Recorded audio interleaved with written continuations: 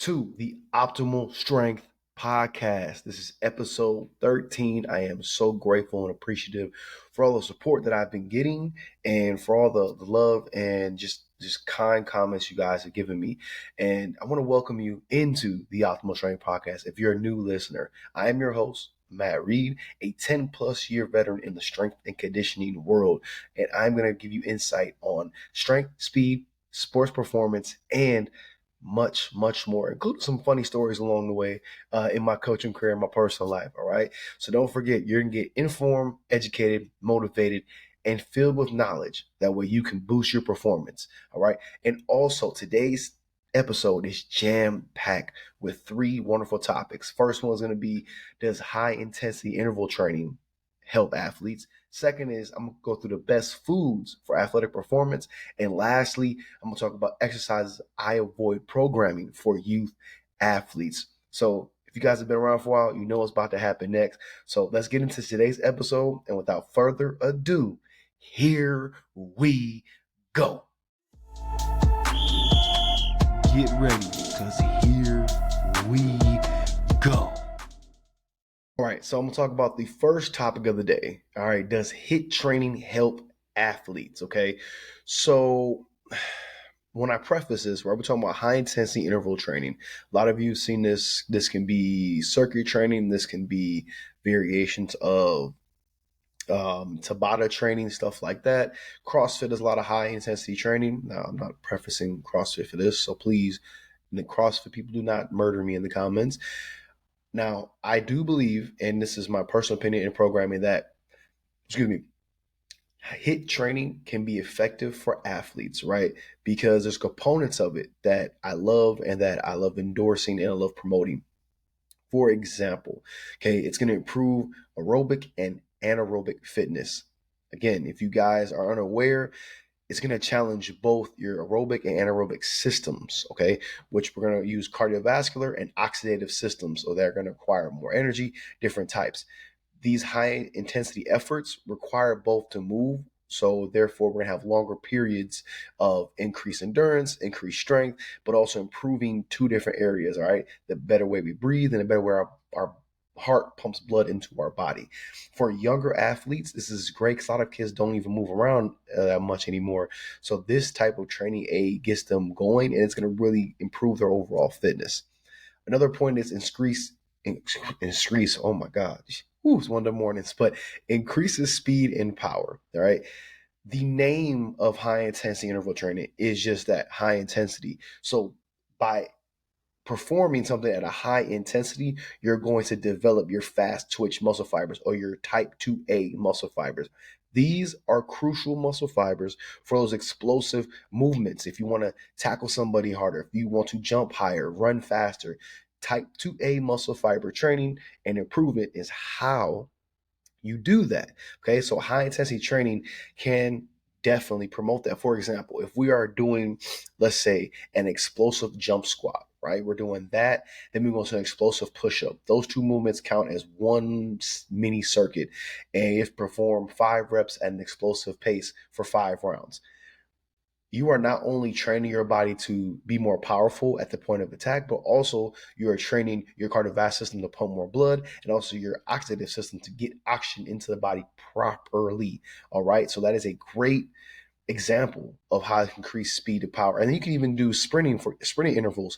Sprinting intervals are 100% a great way to get athletes faster. Take, for example, if you have athletes do a sprint pyramid of, we're doing 10 or 12 5-yard sprints with a 2-minute rest in between each rep.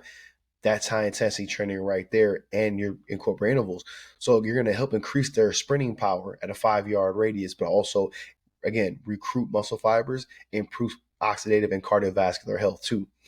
Another thing is, and this is not talked about enough, and it's probably cover an episode too, but like how athletes are so jacked, right? Is simply because this helps enhance fat oxidation. Okay. So HIIT over time in certain studies has been shown to increase the rate of fat oxidation, which means your body is taking its fat and is using it for fuel, which helps composition management, which is why you see a lot of the chubbier kids when they're younger. And then when they start training harder and more intense, they start shedding it off quick, and and honestly, a lot of times I've seen kids who play on the line in youth become receivers or tight ends or corners or safeties in high school because they lose all that baby fat, and because their body recomposites that extra fat and utilizes it as energy as the older they get.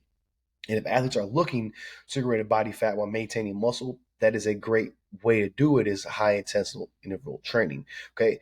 And last but not least, which I feel like is a good training point. The last 2 points are coaching points. The training point is improves metabolic rate. Kind of to piggyback off the last one, it's going to increase their metabolic rate, which is going to help, boost their recovery, boost their ability to burn fat and have ability to burn more calories, I should say, post exercise. Their metabolism is increasing again, especially to them younger kids who are heavier. This helps you again build a nice foundation and lose some of that stubborn fat, which helps alleviate your joints a lot of pressure.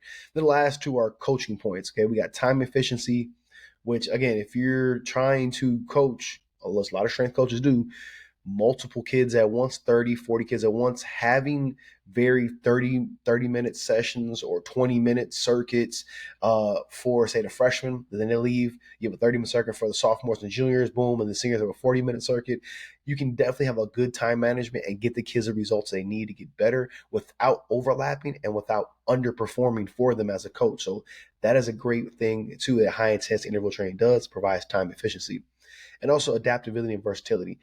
Again, to piggyback last time, if you have a group of freshmen who've never lifted, you can create a HIIT circuit, which is correlated around push-up, squats, and some form of pull, whether it's an inverted row or a sled pull or something that can build a foundation for them within a 20, 25-minute circuit range. So they're getting good enough work, but also you can adapt to each individual's skill level. Like if a kid can only do 5 push-ups, have them do 5 efficient push-ups, and then if his partner can do 10, let them do 10 efficient push-ups. But they're going to push each other to get better, but also you're able to fix form without having your head run around a chicken with head cut off. Okay, look, all right, oh my god. It's a way for you to breathe, but also add adaptability to the workouts. And for any athletes, basketball, hockey, whatever, like having that ability to insert and export different movements is going to help create variety and versatility for your programming, which HIIT training does.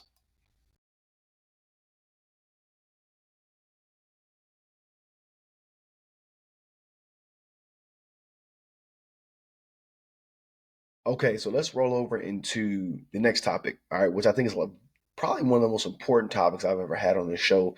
And I'm going to talk about the best foods for athletic performance. Now, being that my specialization is in youth to high school athletes, this is a topic that I get a lot with parents, a lot with coaches, is what should my child or athlete be eating to boost their performance? Now, again, we live in an era of junk food, of TikTok, of um, very attention grabbing media. So having a food that's just as accessible and just as quick to eat is probably the downside of what we're going through right now in the athletic training world is kids are on their phones eating Takis, eating junk food, and not eating what they properly should. And parents, because they're busy trying to work 2 to 3 jobs because of this inflation and trying to take care of the household, are just buying easy, accessible foods because it's you don't have time. I would say, I'm not saying most parents, but a lot of parents don't have time to sit there and cook a full course meal or a nutritious meal because they either working 1 or 2 jobs or they're at one job for 10, 12 hours. And kids, you can't really I say entrust them to cook on their own because they're going to go the easy route because that's just how kids are designed at that age. Okay. So this portion now, keep in mind when you're an athlete, and this is why I tell parents, especially with the younger athletes, like that youth age 7 to about 13, I always say, look, they're a kid, right? Let a kid be a kid. Let them play multiple sports. Let them enjoy. Do not train them for specificity. Do not label them as a football player if they that's not what they want to do. Okay, let them run track. Let them play basketball. Let them play baseball. Whatever they want to do, but this also you want to make sure they are eating nutritious food to support their brain development, their muscle growth, their recovery, their overall digestive health, their heart health.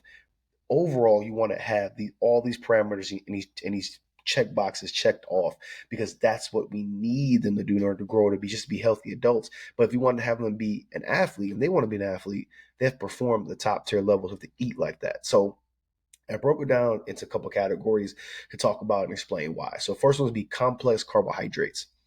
Some examples are whole grains, some brown rice, quinoa, oats, sweet potatoes, fruits, and vegetables. Okay.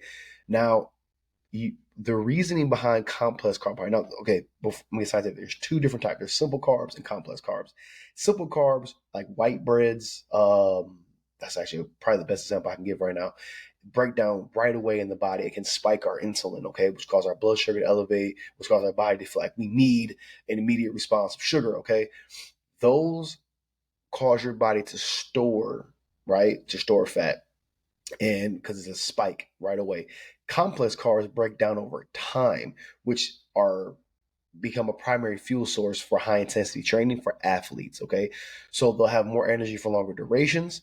They also provide a steady release of energy, which is going to help maintain endurance, performance, and longer duration of activity. For example, one of my partners, who owns a supplement company, is a hybrid athlete, does a lot of marathons, runnings, and takes complex carbs right before he has a marathon to run, and also has a liquid or a version of a carb he drinks throughout to help with that sustained release of energy throughout the long duration of that activity.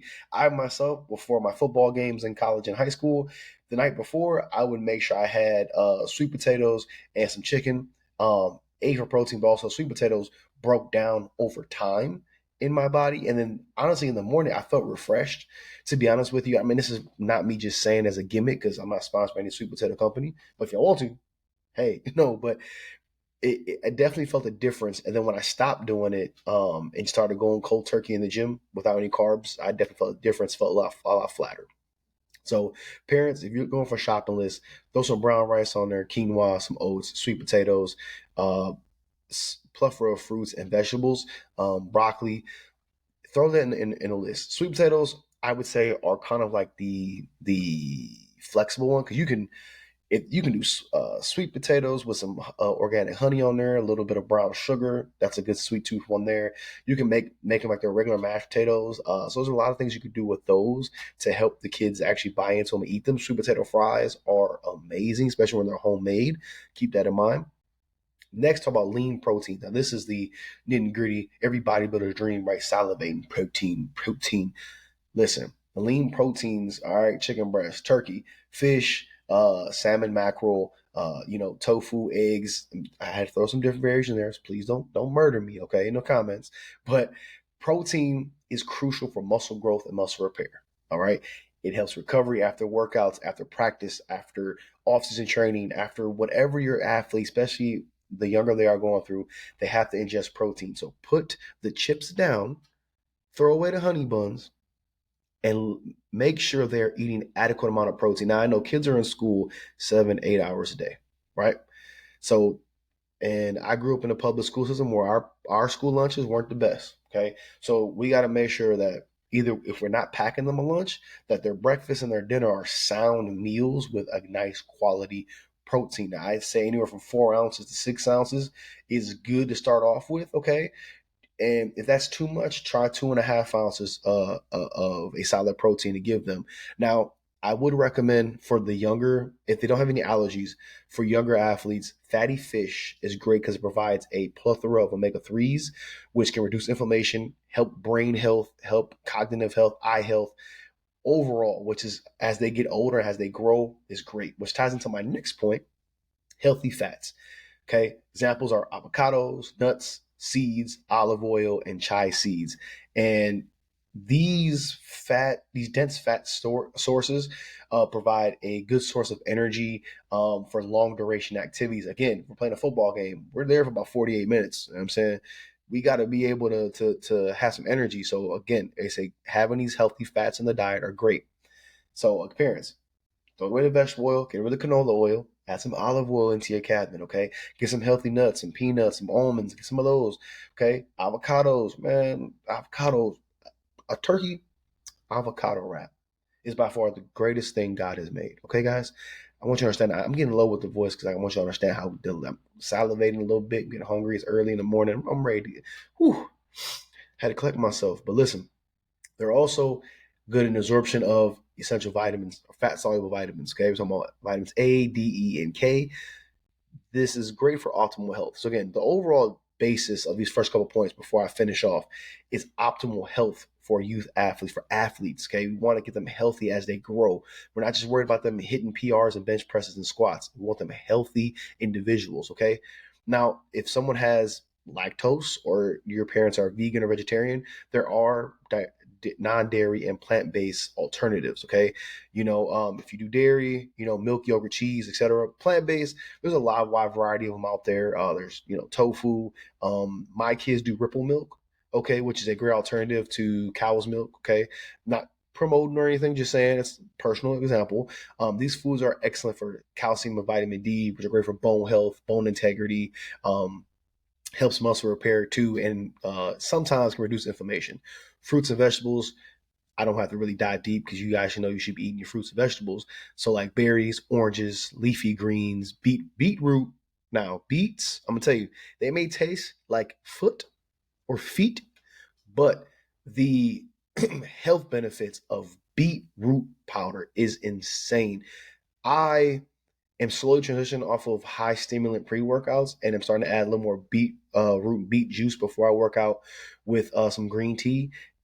And man, it is the pumps and the blood flow and the focus is just crazy what I get from it. And I had a vegan friend who stopped doing caffeine, stopped doing energy drinks, started doing that in the morning, and gave me the recipe to make like your own organic pre workout, I should say. And man, it is insane. Like I definitely feel a lot more energized and a lot more endurance. So I definitely recommend that for athletes. And I know, listen, kids, I understand beets are going to taste horrible. It's going to be rough, but it's worth it in the long run. So mix it in a smoothie.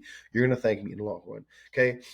Lastly, whole grains, cereals. I don't really promote cereal a lot because that's not, but I put it on there because, Magic Spoon is not the high protein cereal you can use for kids. Great alternative there.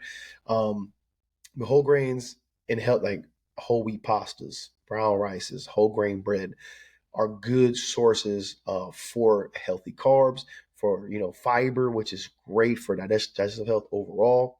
And then lastly, the honestly, I kept this one for last because this is the one that irritates me the most, is hydration, water, electrolytes. There's so many kids that I'm gonna drink Prime. Need I say more? I just said Prime. Kids, drink some water. Put the prime down. Put all the other stuff down. Drink water. Okay. If you guys want good electrolytes, right? Liquid IV is a great supplement that parents get, and it's safe for kids. Excuse me.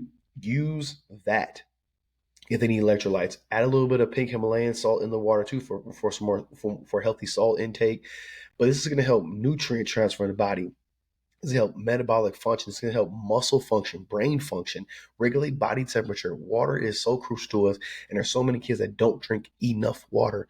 Excuse me. Speaking of water, Jesus, oh man, that was kind of karma there. But water is essential, and honestly, is probably one of the most important for athletes. Is make sure they're hydrated and that they stay hydrated throughout the duration of any workout, any activity. They need that in their program.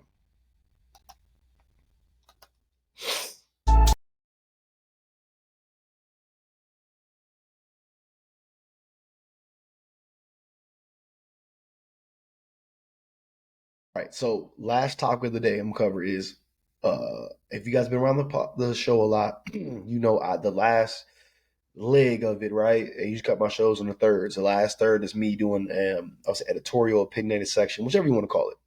But today I'm talking about exercise I avoid programming for youth athletes. And there are a couple that I don't like to do at that age and that state. I have to preface that so people don't think, oh my God, he doesn't like doing these. Oh my God, what kind of strength coach is he? No, listen, there's certain ones for youth level, what I mean ages, 7 to about 13, maybe a freshman in high school, but mainly that 7 to 13 block I'm talking about that I don't like to program, and I like to use other variations just overall.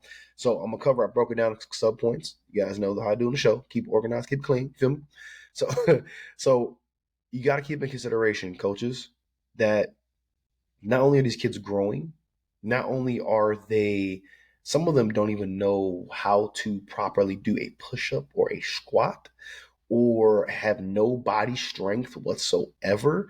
You have to keep that in mind before you have them do certain movements. For example, one that I avoid programming is a bench press with a barbell or a barbell squat or a barbell deadlift. I avoid these because I've seen it too. I've seen people have a 7-year-old try to bench press the bar, right? Unless they are a freak of nature and they are literally a clone of LeBron James who's getting fed ample amounts of steroids on top of more high protein meals. And yeah, unless it's that, then no, because their bones, their muscle tendons, they're still maturing, and they probably don't have a good control of their own body weight and their own structure to even be able to put out force on a bar in a restricted area.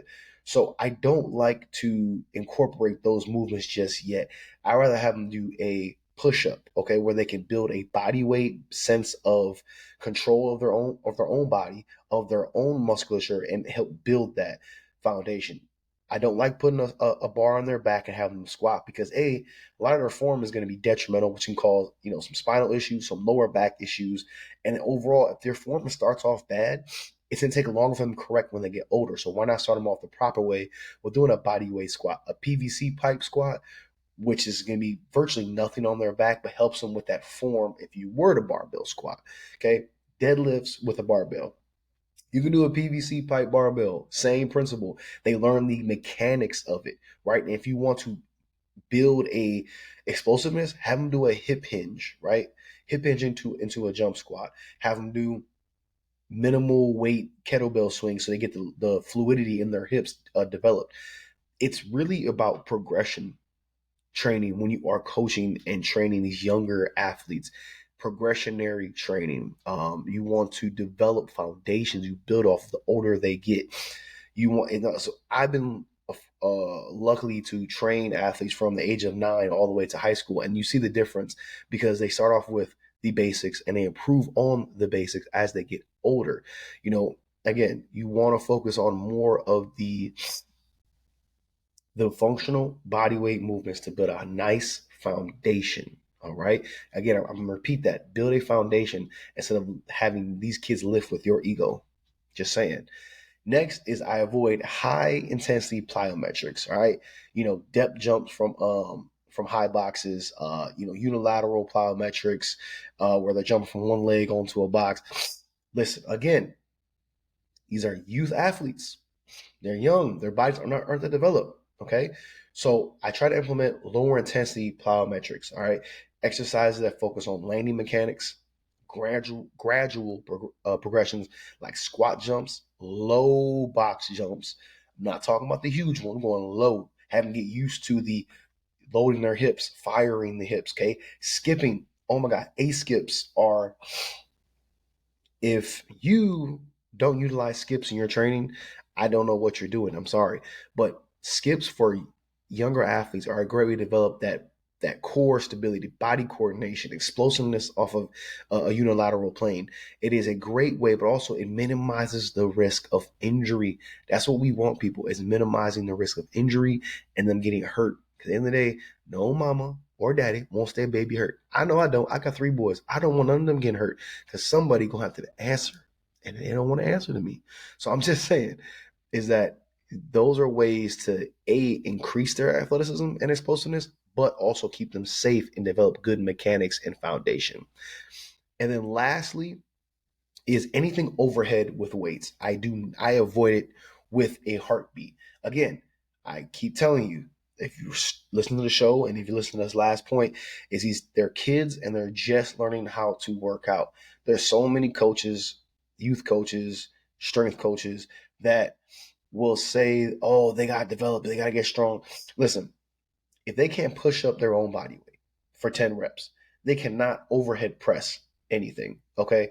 Again, PVC pipe press, a resistance band based press, a pike push up. Those are great ways to build a overhead against gravity strength, which over time they are going to build a better foundation and get better. Okay. Strengthening the shoulder and core muscles, whether it's again, band upright rows, band presses, band lateral raises. Those are ways to help the joint stability without damaging shoulder. I wish I was taught that. My shoulders would be great, but no, now they're just looking at me every time I grab a dumbbell. Like, what are you doing? Don't do that. So, again, remember, avoid the heavy weights over their body. It's not good for their shoulders. It's not good for their body. I've seen it where kids have tried overhead press and they're leaning like a C, like a letter C. I don't want to see that. I don't want to see kids get hurt. So the whole point of this last topic is just really to emphasize to parents and coaches is build a foundation with the child. Don't just worry about the end result. Build the foundation, go through the journey, and then trust me, the results will come. Kids will get better because their bodies within that 7 to about 14, 15-year range is so durable and their bodies can go through so many changes. But if you build a healthy foundation young, when their body goes through that change, it's just going to flip a switch and they're going to get improved and get better. I'm telling you. So you have to trust the process and do it the right way. Thank you guys so much for tuning in to episode 13 of the Optimal Strength Podcast. Again, I'm your host, Matt Reed. I just want to say thank you so much. This podcast is growing, may get 3, 4, 5 views or whatever. But honestly, I do it because I love doing it. I love educating and love talking. So thank you so much for all the support, all of the comments. If you guys will keep me supported, make sure you review, you rate, and leave a comment on the podcast and share it. Tell a friend about it. That's the whole point, okay? Is to get out and get positive energy and positive education for people. All right. Also, right now on my website, you can get 10% off of all the apparel, like the hat right here, all ebooks and training programs. Okay. Use code strength10 at checkout, optimalstrengthtraining.com. Also, visit mhssubs.com to get 20% off of their elite hybrid pre-workout with my code strong 20 at checkout. Trust me, not going to regret it. It's an elite blend, no crash. It is great for athletic performance. All right. And again, thank you for tuning in for episode 13 of the Optimal Strength Podcast. And I hope you have a blessed weekend, because I'm recording this and finishing up at Saturday. Normally it's on Fridays, but man, long, hectic week. But again, thank you guys so much for everything and enjoy your weekend. So here we go.